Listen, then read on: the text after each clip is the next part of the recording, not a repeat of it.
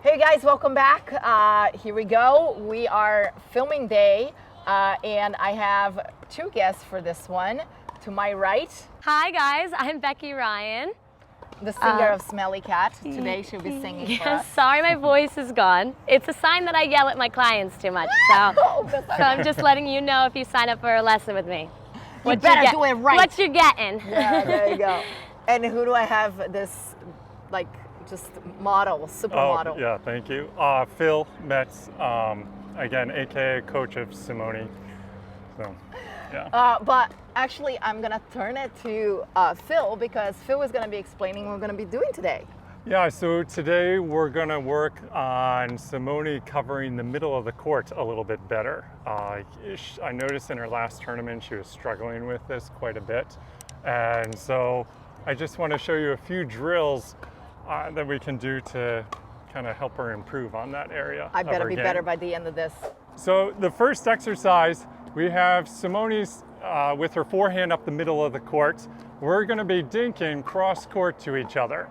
And then if I speed it up off of the dink, I don't want Simone to react to her backhand side if I hit it to her backhand side.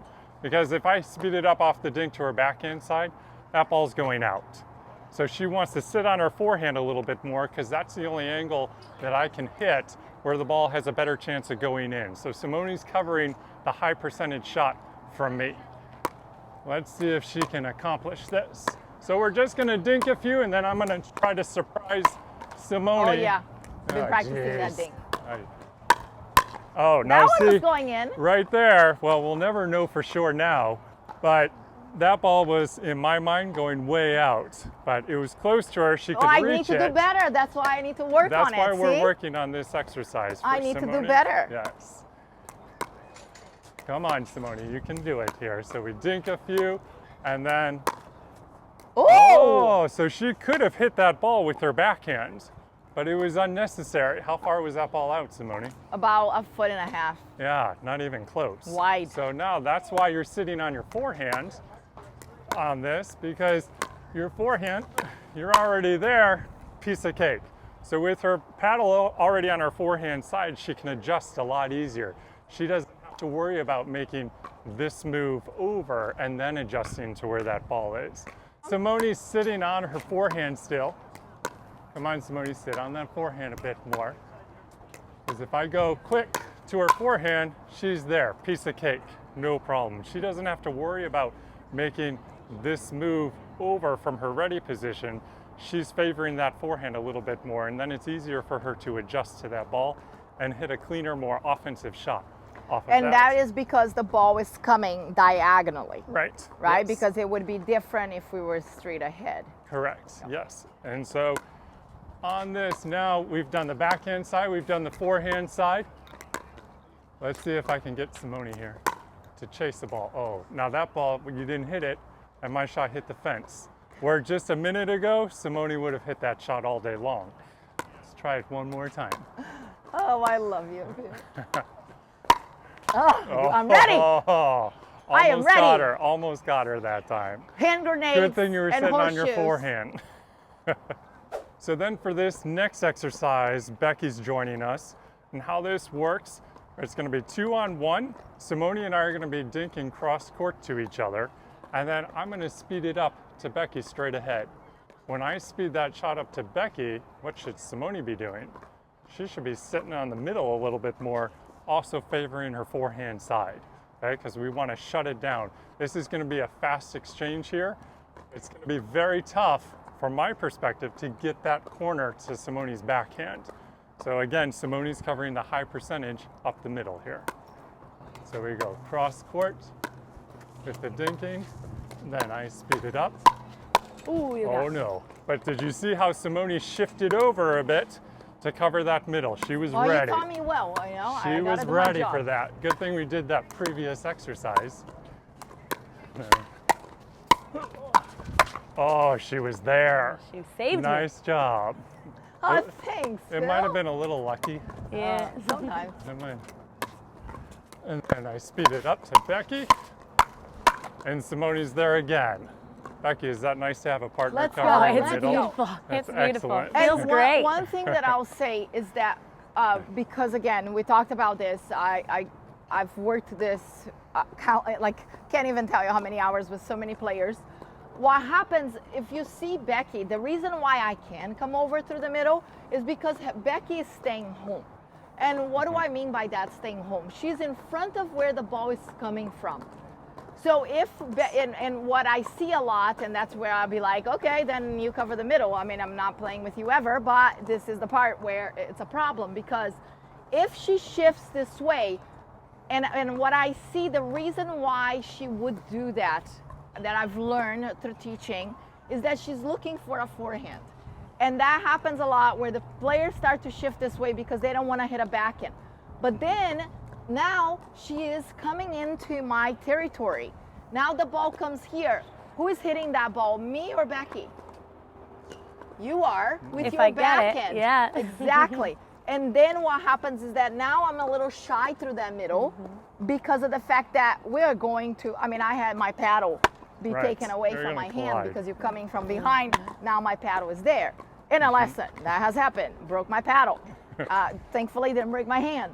But that happens quite often. I think that that's what I see a lot, is that number one tendency, trying to avoid backhand, coming over to hit a forehand, and now we are too close together.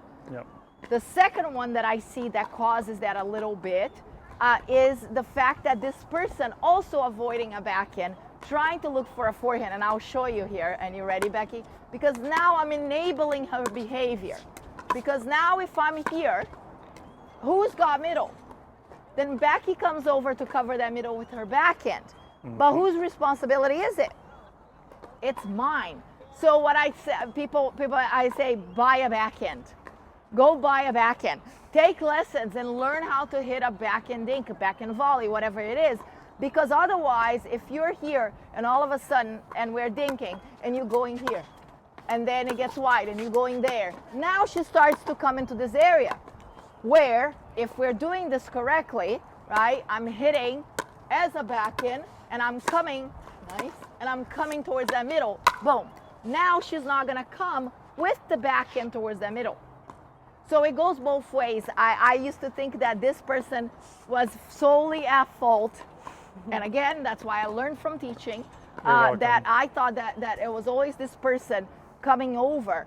But in the reality, a lot of the times is this person enabling that behavior because of the fact that they are now going here and going over. Yes. So if I'm going diagonally with Phil, it's my responsibility to then come back and cover the middle, and then Becky stays home. Yep. And then the same thing would be said if they were going diagonally that way, that if Phil was with Becky, I am expecting her to shift towards that middle. It's still my forehand. However, the wider she sends Phil, the more I need to cover my line. So if you want to, like, again, and we'll touch upon this, but most of the time, if you're going cross court, you need to be where the ball is and not necessarily where your partner is. So yeah, that was my 2 cents there. No, but that, again, you you taught me well, so yes, here yes. I am. Yeah, you just put in different words.